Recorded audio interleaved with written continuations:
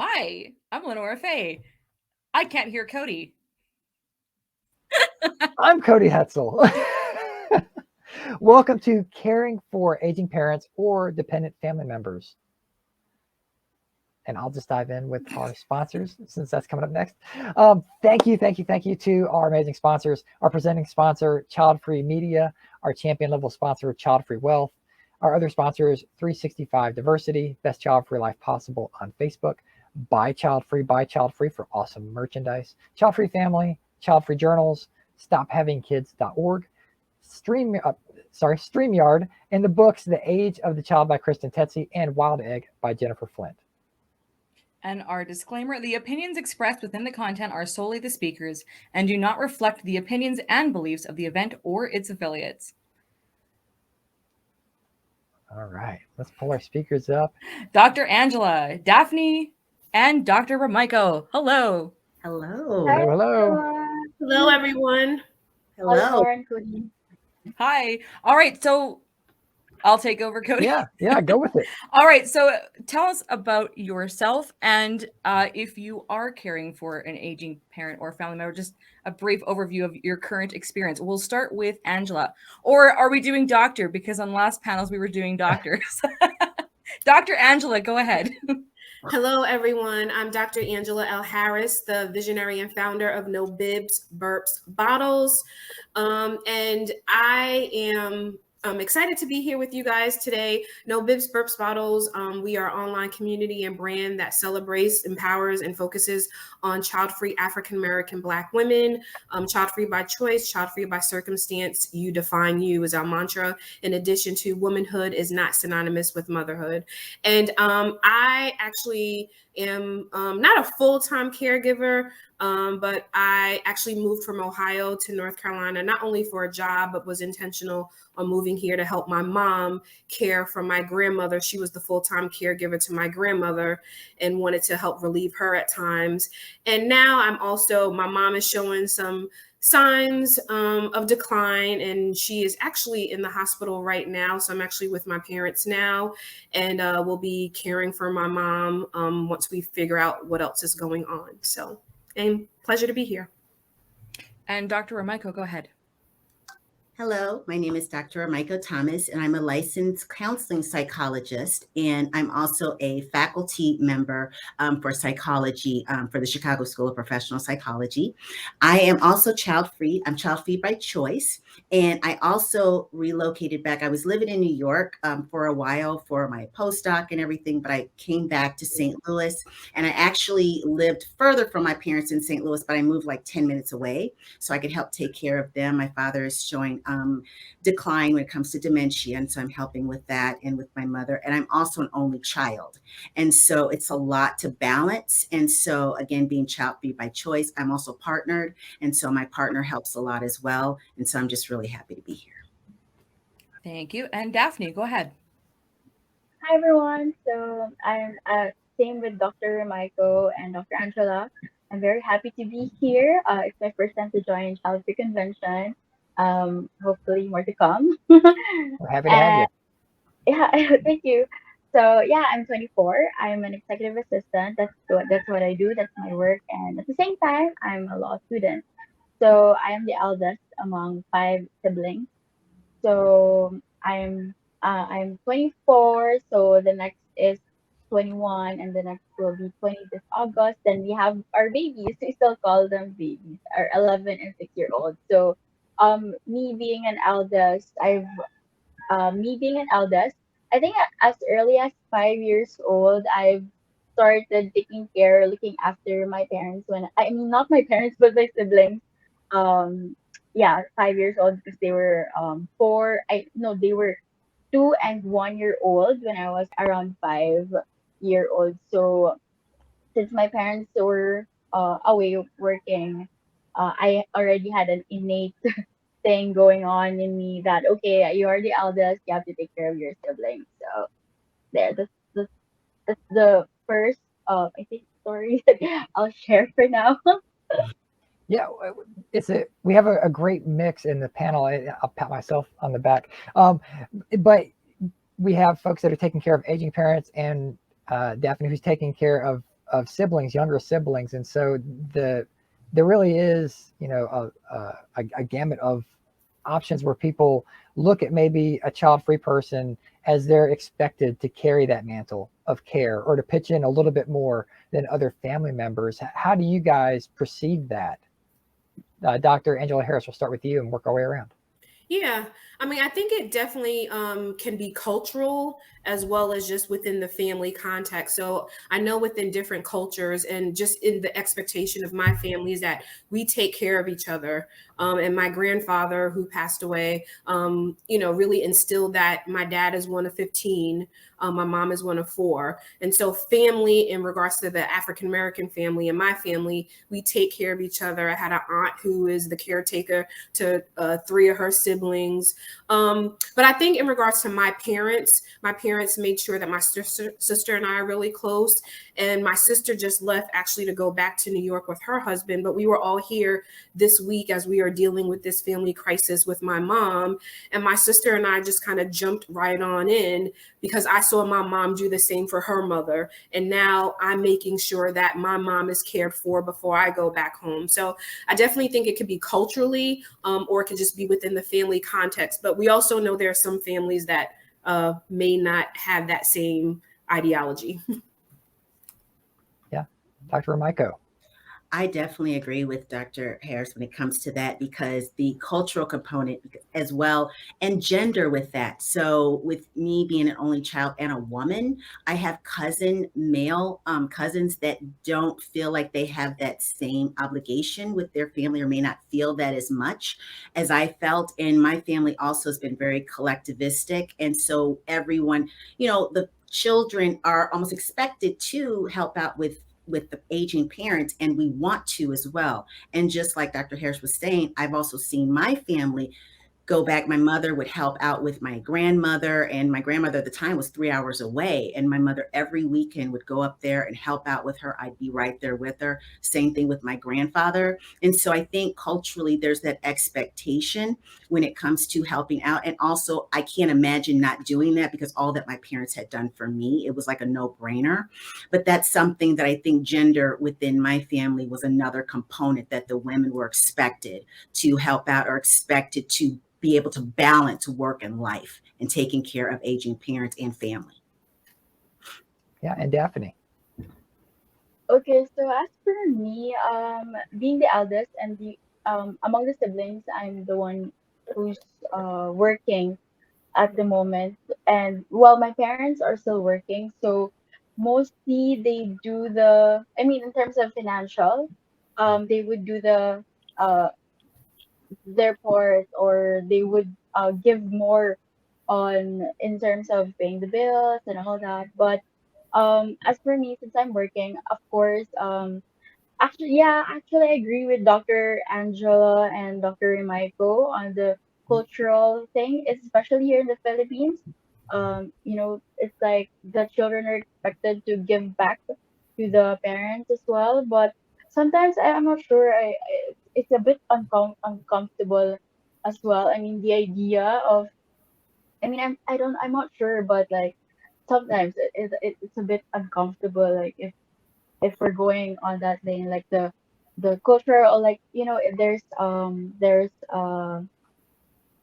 what do you call that, there's like, yeah, the expectation that the children must give and all that. But I mean, I still have to um look on that aspect, but for me it's a bit uncomfortable. I mean, maybe not for myself, but like for other people as well. But for me, I mean, I'm okay with pitching in and all that, and of course taking care of my other siblings, especially if I'm on this lane, having a child-free lifestyle. I mean, going through the child-free lifestyle. I mean, given the fact that I mean, assuming that for me, I would have more time, and to give my time for my family, then yeah, why not? Yeah, so everyone's kind of mentioned like the cultural expectations, and Daphne, just kind of looking a little bit deeper into what you're talking about in the Philippines and what's expected. So for you, you're expected, of course, to pitch in, help take care of your siblings, but on the longer run, as the eldest, are you also kind of on the hierarchy of taking care of the parents or being the first line of defense for the parents as well? Just kind of a question. I guess so. Yeah, I think. But like for me, right? I mean, right now my parents are still young. I mean, my mom when they got they had me, my mom was 20 and my dad was 28, and right now they're still strong and they're still able to do their work. So right, we haven't talked about it yet actually, but why I will try to mention that as well because but yeah, I mean that's no biggie for me if I'm the first in line um to do that for my parents. Yeah. So people that look at child-free folks and they say, well, why are you child-free? It's like, it's almost the only time you get a break in your life. If you were going to have kids, it's like you're raising your siblings and then you're going to have kids and raise them too. And then you have like maybe a year for yourself and then you got to take care of the parents. So just an interesting thought process going in my head right now. So, well, I mean, then they go, well, that's selfish. If you're not, it's selfish to take time for yourself. So you should just ignore yourself and look after everybody else. Put your head down. Yeah, exactly. So along that line, what does caring for dependent family members or aging parents, what does that mean for your life planning? Now, Angela and Rimiko, you both have talked about, moving closer to family. And Daphne, you're the youngest one of all of us here. So, again, when you think about your future and, Angela, Rimiko, same thing, how does that affect knowing that you have this role? Mm-hmm. So Angela, go ahead. Yeah. So for me, honestly, personally, it brings me joy to care for my parents. It also is very scary. We were talking, prior to getting on here, I was telling Rimiko and Daphne, we were here for a family vacation, which kind of turned for the worse. So we were here all together as a family. And then my mom had this family emergency on Tuesday. And I was telling them, I'm glad that I actually don't have to rush home and take care of a partner. Well, I wish I had a partner, but I'm glad I don't have to rush home and take care of kids and make sure that they're eating and making sure that they got to go to school. I don't have to worry about any of that. All my attention can go to making sure that my mom is comfortable, making sure that my dad is being fed, making sure that I'm there to support them and talking to the doctors. I wouldn't know. It would be much harder for me knowing my DNA if I had to support my parents now and worry about kids at home. So when I think about my future being child-free by choice, I'm actually very glad that I'm in a position right now where I've talked to my supervisor. I have the green light to stay here, work from home, and put all my focus and attention on my mom. Rimiko? And for me, just kind of piggybacking what Angela said, it's also a couple of different things. So on the one hand, when it comes to being child-free by choice, I wouldn't have it any other way. I just don't. I wouldn't have the emotional reserve left. I wouldn't have anything left to give anyone else, to be honest with you. And because taking care of family, it can be so emotionally taxing. The burnout can be really hard. And then also the work-life balance, I'm still trying to figure that out. And then also it's another factor of frustration and a lot of anxiety for me in particular, being an only child. Mm-hmm. And so everything, I don't have siblings to rely on or to even talk to about my concerns when it comes to my parents. It's just solely myself. And I also take care of my godmother as well. So there's another, and she's able-bodied and healthy for now and everything. But so there's another component to it that and also being a psychologist, I watch out for cognitive decline or memory, or there's certain things that I look for. And so I have to really make sure I really utilize self-care and really am thankful that I am child-free, because I wouldn't have anything to give. When I come home, I'm exhausted. I am partnered and he knows that and understands that. So this is a time I'm actually very thankful that I am child-free, because I've got these other dynamics that are going on. Thank you. And Daphne?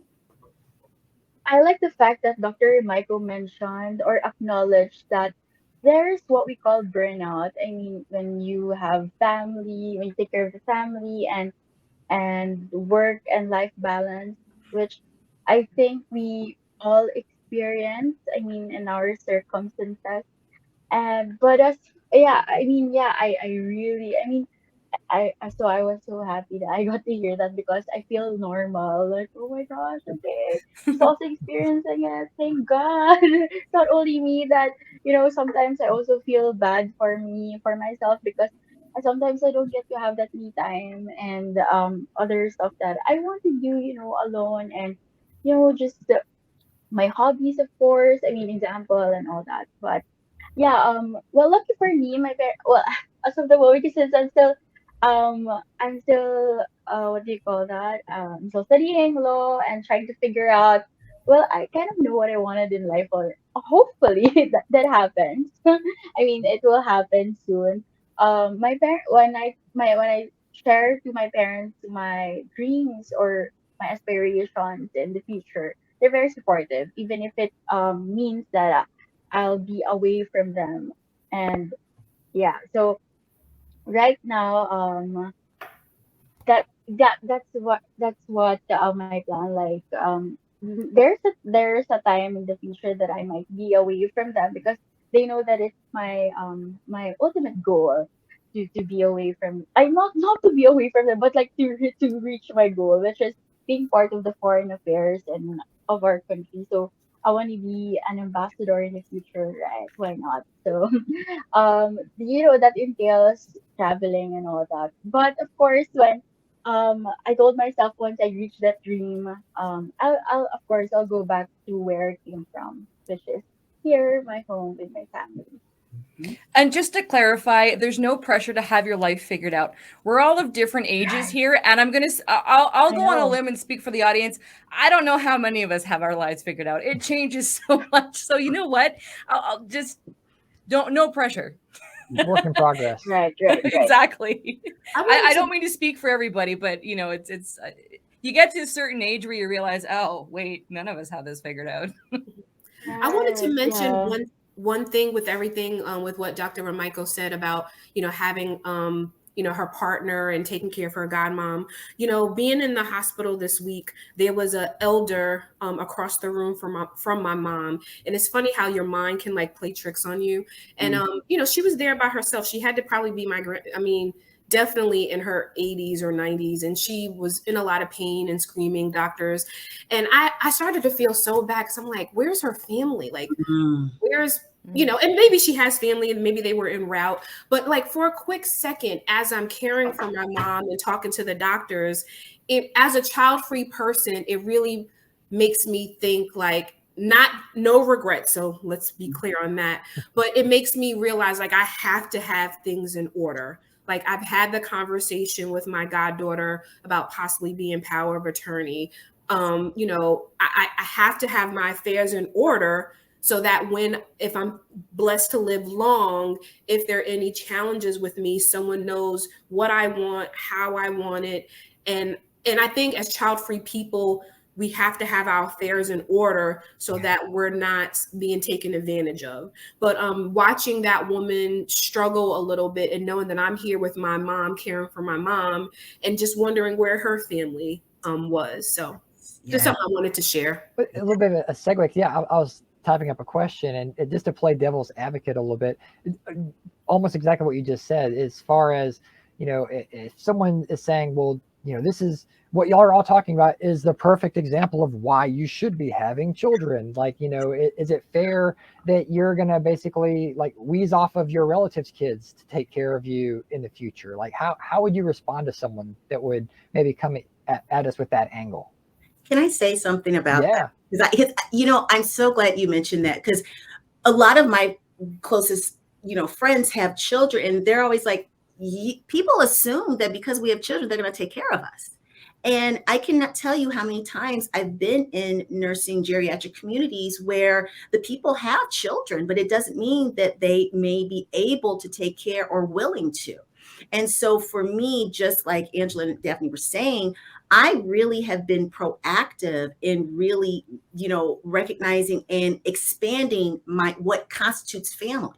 So for me, it's a golden girl situation. I've got 4 really close girlfriends that were like, hey, when we come of age, because they know their children, and they're like, there's an assumption that they'll take care of us, and I don't think that they will. And so we've been really talking to each other, and we have a community of talking about power of attorney and talking about these things. These are women I've known for years, since I was 13 myself.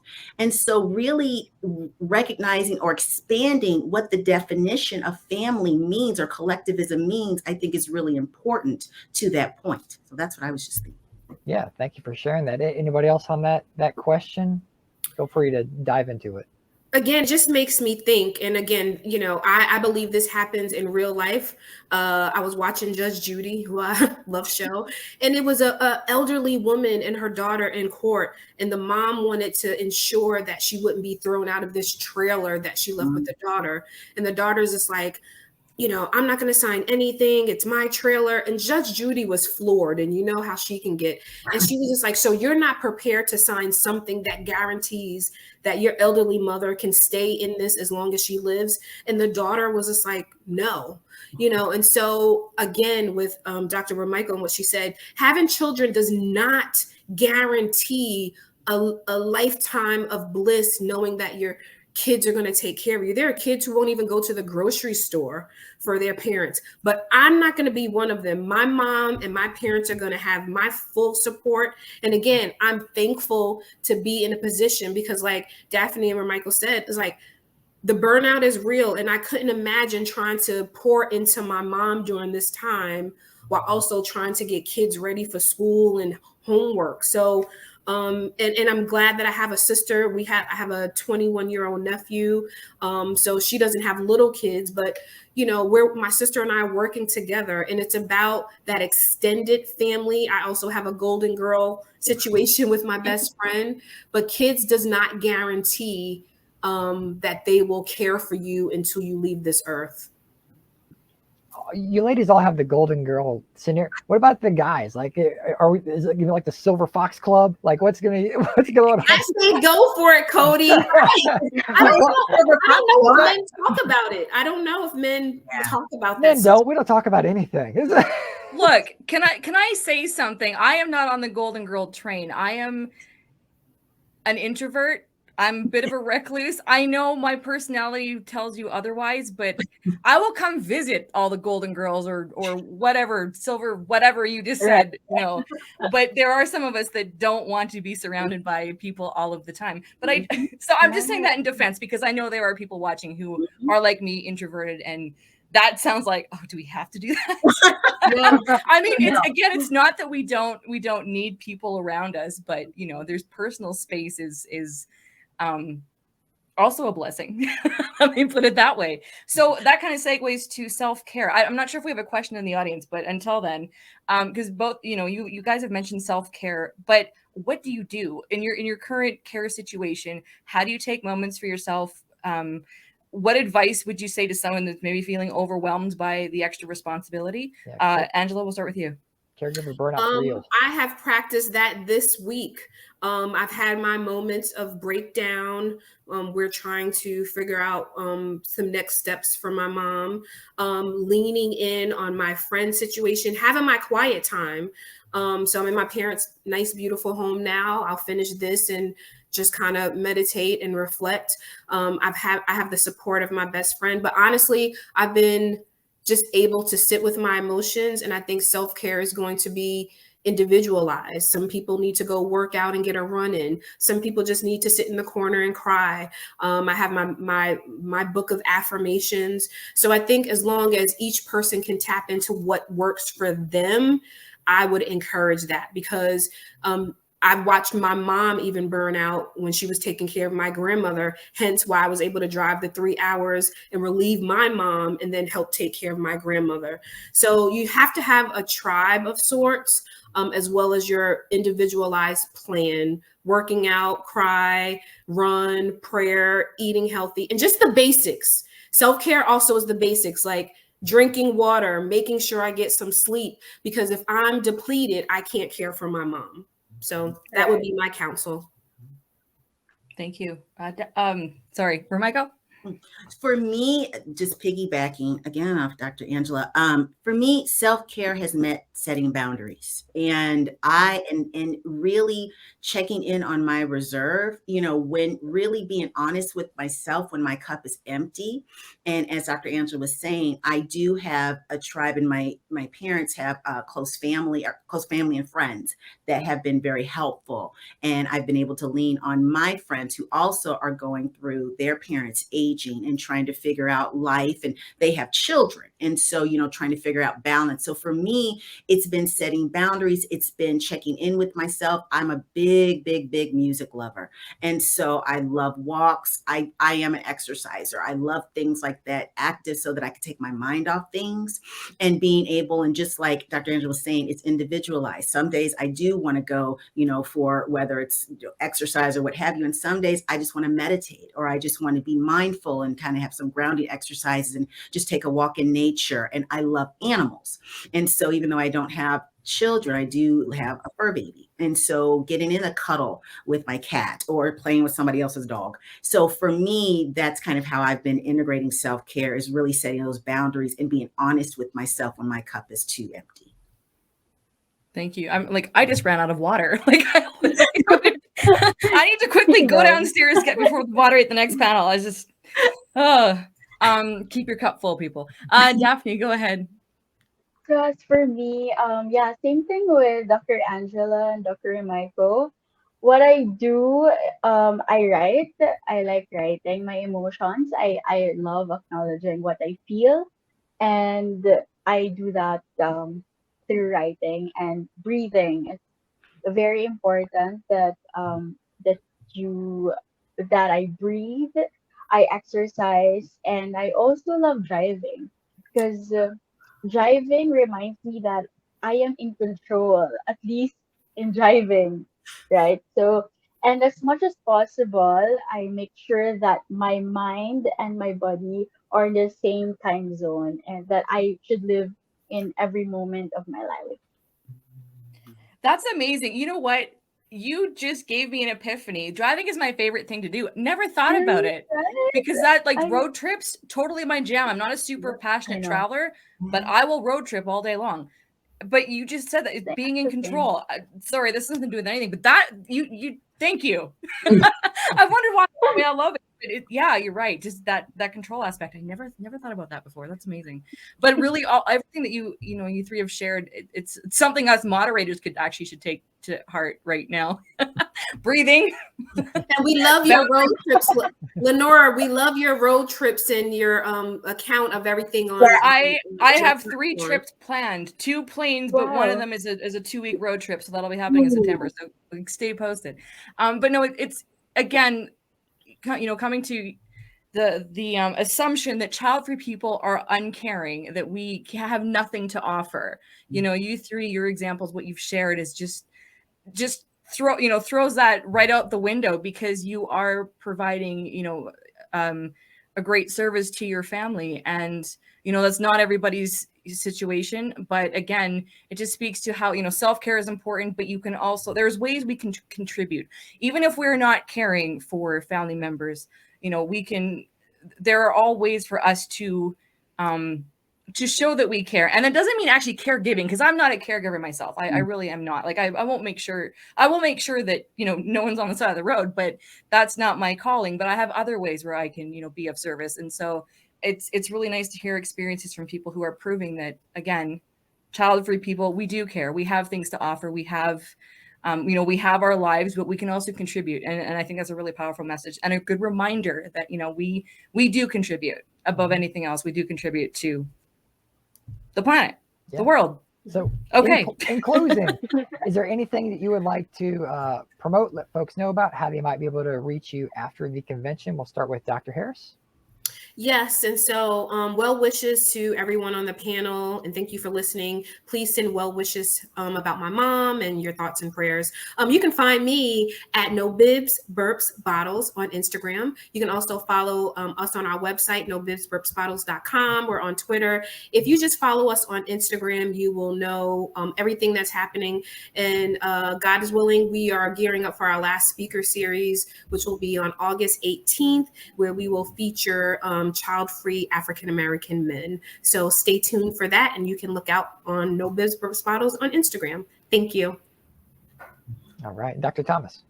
And I just want to first thank everybody on the panel and for having this. And this is such an important discussion. And it's really good that we have this out here. And I also want to wish well wishes when it comes to Dr. Harris and her family, her mom. And you can follow me. My name is Dr. Rimiko Thomas. I'm on Instagram, flower2977 is my IG account. And I just want to thank everyone. All right, and Daphne. First and foremost, thank you so much, LeNora, Cody, Dr. Angela, and Dr. Rimiko. It was such a great panel. I don't have Instagram. I don't have Twitter. You can add me on Facebook. It's still Daphny Cormero. I think one of our speakers already added me on Facebook. Yeah. And but I also have a blog spot. You can subscribe to my blog. It's yours truly, daphne.wordpress.com. Thank you very much. All right. Well, thank you, everyone. And so with that, we're going to move on to the next panel, and it will take a little bit longer. It's a large panel, so it's going to take a little bit longer to get to. So if anyone wants to stretch your legs watching. My stomach is rumbling so loud, it may have made this recording. I have to go get something to eat, and we'll be right back. Okay. Thank you, everybody. Thank you, everyone. Thank you.